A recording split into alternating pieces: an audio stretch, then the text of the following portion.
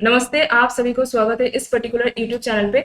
इधर आज हम लोग CSIR नेट लाइफ साइंस फरवरी 2022 का एक क्वेश्चन सॉल्व करेंगे। सेकेंड शिफ्ट का है एंड ये क्वेश्चन पार्ट बी से आया हुआ है, सेल कम्युनिकेशन से।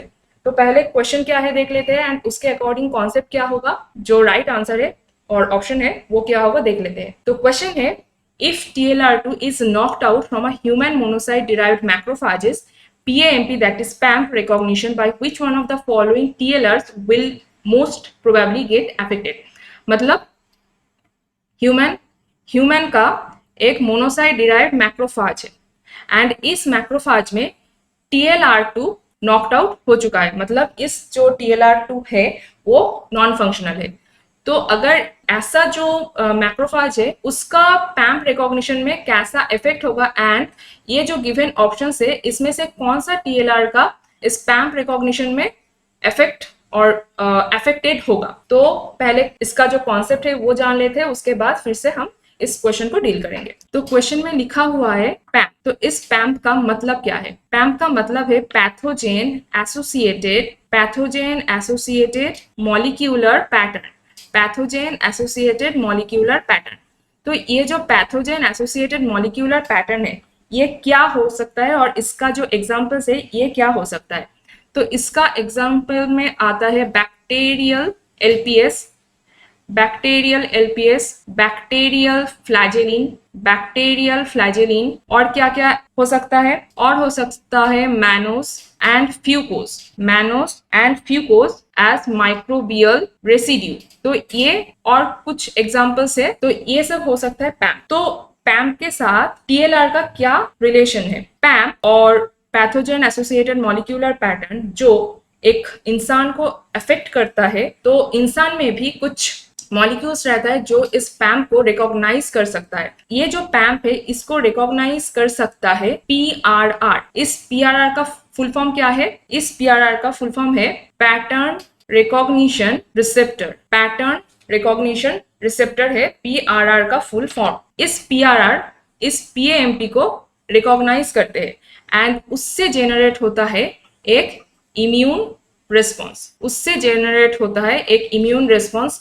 इन जनरल ये जो इम्यून रिस्पॉन्स होता है ये इनेट इम्यून रिस्पॉन्स होता है। इनेट इम्यून रिस्पॉन्स क्या होता है वो हम अलग सा वीडियो में डील कर लेंगे, क्योंकि इस क्वेश्चन का और इस जो वीडियो का मतलब है ये पर्टिकुलर क्वेश्चन को सॉल्व करना। तो इधर हम सिर्फ ये जानते हैं और जान लेते हैं कि ये जो PRR PAMP के साथ रिकॉग्नाइज करते हैं और बाइंड करते हैं एंड उसके बाद जो इम्यून रिस्पॉन्स जनरेट करते हैं वो मेनली इनेट इम्यून रिस्पॉन्स होता है। ये जो PRR है इस PRR के साथ TLR2 और TLR का क्या रिलेशनशिप है अब ये देखते हैं। क्वेश्चन में लिखा हुआ TLR। अब TLR का फुल फॉर्म क्या है? TLR का फुल फॉर्म है टोल लाइक रिसेप्टर। ये जो टोल लाइक रिसेप्टर है ये एक्चुअली होता क्या है? ये एक्चुअली एक प्रकार का PRR होता है। तो ये जो TLR ये nothing but is the example of PRR। तो ऐसे ही PAMP के साथ TLR का कुछ रिलेशनशिप है।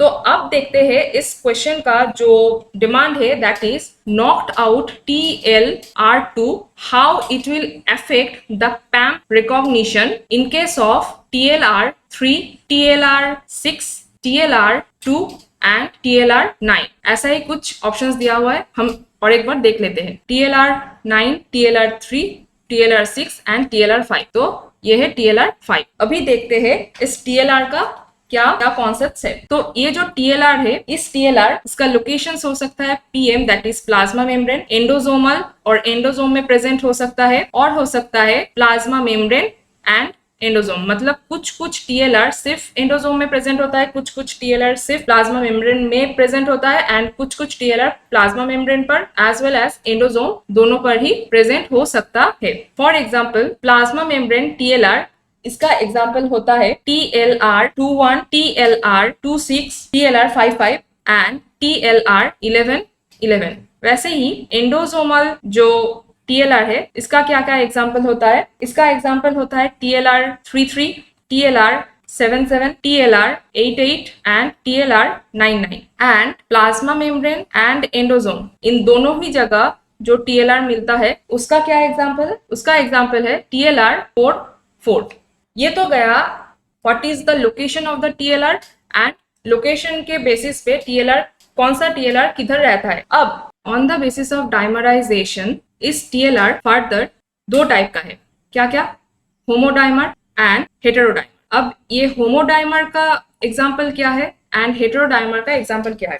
पहले होमोडाइमर होता क्या है, मतलब दो एक ही प्रकार का टीएलआर एक साथ एक डाइमर बनाता है, उसको होमोडाइमर कहते हैं। एंड दो अलग अलग टीएलआर एक साथ रह के जो डाइमर बनाता है उसको हम हेटेरोडाइमर कहते हैं। तो ये जो होमोडाइमर है इसका एग्जांपल क्या होता है एंड ये जो हेटेरोडाइमर है इसका एग्जांपल क्या होता है। पहले होमोडाइमर, तो ये होमोडाइमर का एग्जांपल क्या क्या होता है, TLR4, TLR5, TLR7, TLR8, TLR9, TLR11 and TLR3। अब हेटेरोडाइमर का एग्जांपल्स क्या क्या होता है, TLR1, TLR2, TLR6। ये तीन सिर्फ एग्जांपल है हेटेरोडाइमर टीएलआर्स का। तो ये जो हेटेरोडाइमर एंड होमोडाइमर, होमोडाइमर मींस ये TLR4, TLR4, 4 ऐसे करके होमोडाइमर बनाएगा। वैसे जैसे TLR5, 5, TLR3, 3 वैसे करके होमोडाइमर बनाता है। बट ये जो हेटेरोडाइमर है ये कैसे कैसे हेटेरोडाइमर बनाते हैं। TLR21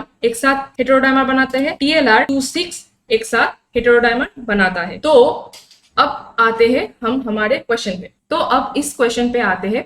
इस क्वेश्चन पे बोला है कि जो मैक्रोफाज में TLR2 नॉक्ड आउट है और TLR2 प्रेजेंट नहीं है, इस मैक्रोफाज पैम्प को रिकॉग्नाइज नहीं कर पाएगा एंड इधर इसमें से कौन सा TLR अफेक्टेड होगा। तो इधर है TLR9, TLR3, TLR6, TLR5। हम क्या जाना है कि TLR9 होमोडाइमर है तो 9 के साथ ही डाइमर करता है। उसके बाद TLR3 ये भी होमोडाइमर है, TLR5 ये भी होमोडाइमर है। तो इधर से ये ऑप्शन एंड ये ऑप्शन ये तीन ही होमोडाइमर है। सिर्फ ये जो ऑप्शन है दैट इज TLR6 किसके साथ डाइमर करता है, 2 के साथ, TLR2 एंड TLR6।